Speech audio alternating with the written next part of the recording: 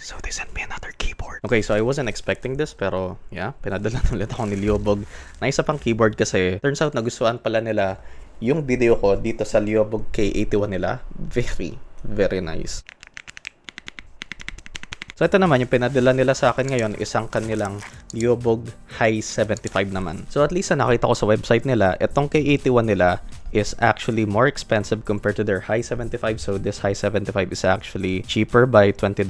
So kung itong K81 is around 6,000 pesos, ito naman Hi75 is about 5,000 pesos. And so far, ang one downside dito sa Hi75 na nakita ko sa website nila is walang wireless mode to. This is just a wired keyboard, pero ang isang upside naman dito sa Hi75 is aluminum frame to. So compared sa parang hard plastic dito sa K81, this should be built better. Tapos in between sa frame neto is meron siyang sound dampening foam. And compared sa K81 is itong Hi75, you actually have options for other switches. So meron kang building block tactile switch V2, Nimbus linear switch V3, ice blue clicky switch, tsaka gray wood linear switch V3. Meron ka ding iba't ibang color options, and ang specific na pinadala sa akin ng Leobog is yung may Nimbus linear switch V3 nila. Which you know me, I'm all for linear switch type of gabra. So ayan yung box niya. Ang simple lang, pero ang quality ng pagka-print yung design dito. And yes, this is also a 75% keyboard like their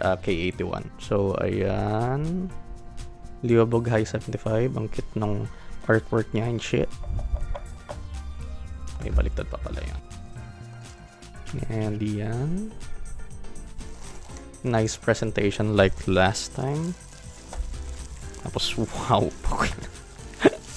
Wow, bro. That is insane, yung build quality niya, bro. I mean, yung sound pa din.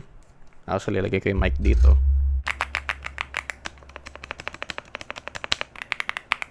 This is definitely heavier compared sa K81. Actually, set aside ko muna dito. Tapos, yan ang accessory box.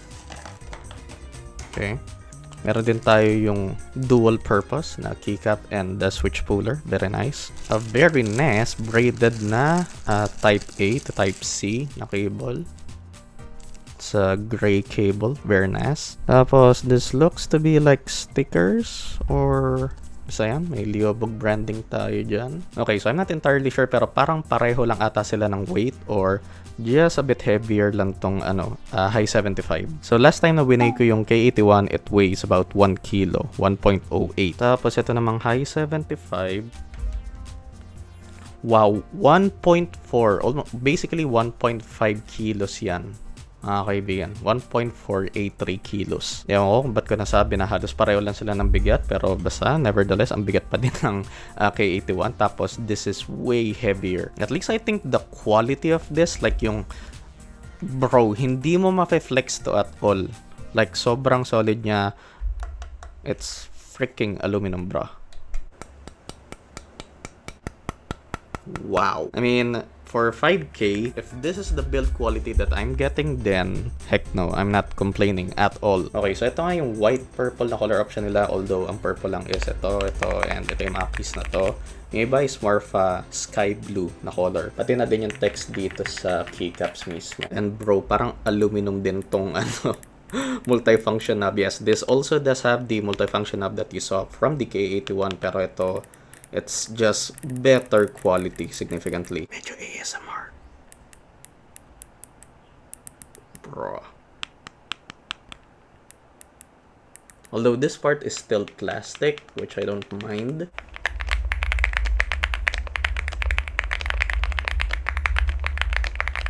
Parang ba yung tunog ng spacebar ulit dito kumpara sa rest of the keys. Which, alamin natin kung bakit ganun. Yellow switches siya. And, yes, hot swappable din to, like the K81. Pero ang tawag nga dito ng Leobog is ang Nimbus linear switch nila. Okay, weirdly enough, yung same yellow switch din, yun nandito sa spacebar.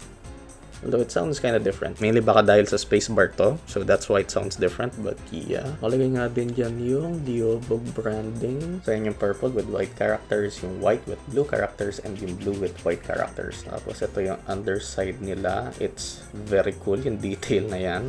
Very, very nice. And kung makikita nyo dito sa may space bar, meron nga tayong sound dampening foam dito. And as much as I want to show you guys yung parang internals neto, I kinda don't want to open this up. Bro, it's too nice to open up. Like the K81 then is a factory lube na yung mga switches neto. So, oh my god, that sound, nakaka-addict siya. Okay, tulad ng binanggit ko sa video ko ng K81, binanggit ko na I don't really like keyboards that are below TKL or smaller than TKL. Pero with this quality, right out the box, I don't mind using a 75% keyboard for that matter. It's wow. So para mapakita sa inyo, yan nga yung top ng keyboard. Ito nga yung USB Type-C port. And sa bottom, very clean right side and left side.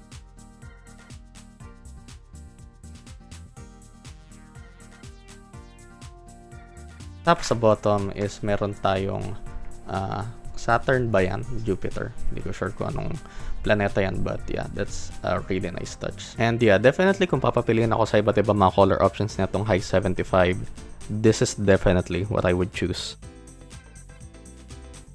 Yes, may RGBs din tayo, pero hindi translucent yung keycaps natin. And isang detail nga pala na hindi ko nabanggit dun sa video ko sa K81 is meron tayong LED indicators dito sa right side, which eto, barely visible kasi siya dito sa transparent case ng K81. Of course, nagla-light up din ang ating multifunction knob. So dapat pag nilong press ko, medyo nag-flicker yung light.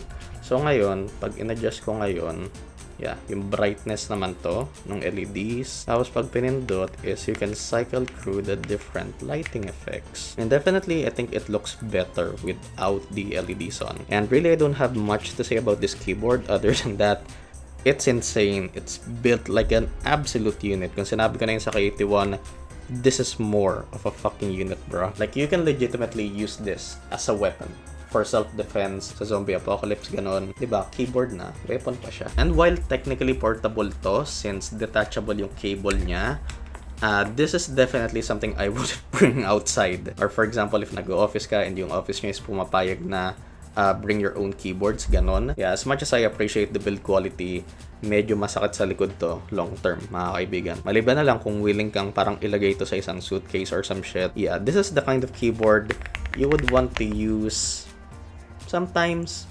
Siguro pag natripan mo, this is definitely something that you would want to show off to other people because of just how nice it sounds, how nice it looks, and yeah, yung pagka-finish sa paint neto, sa color, it's wow. Ito nga, ang dedicated sound test, mga kaibigan.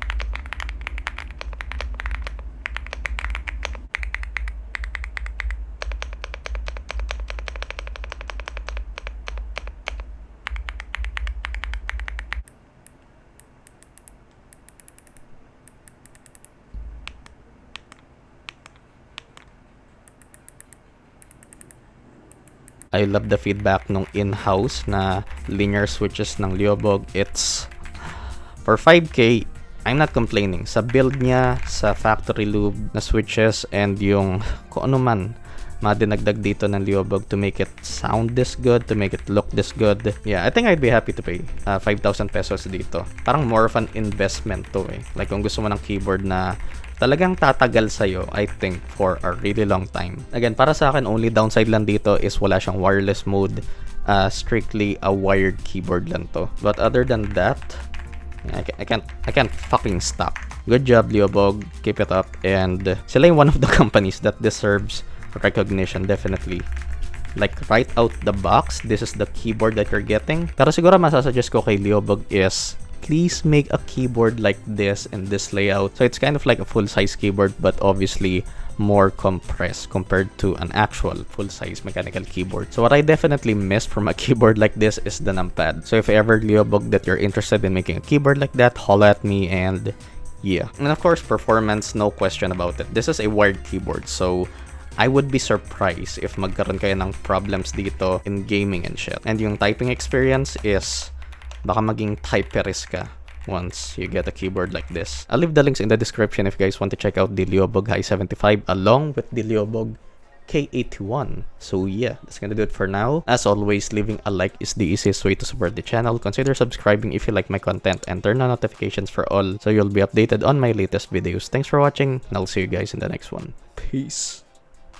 Flip a bag, now I'm serving a Tesla. Going back, shawty with me, I stepped up. GTA for the ops, ain't no less stuff. Shawty born to be my angel, yeah, I'm blessed up. Cooking right up in the stew, got a cheddar.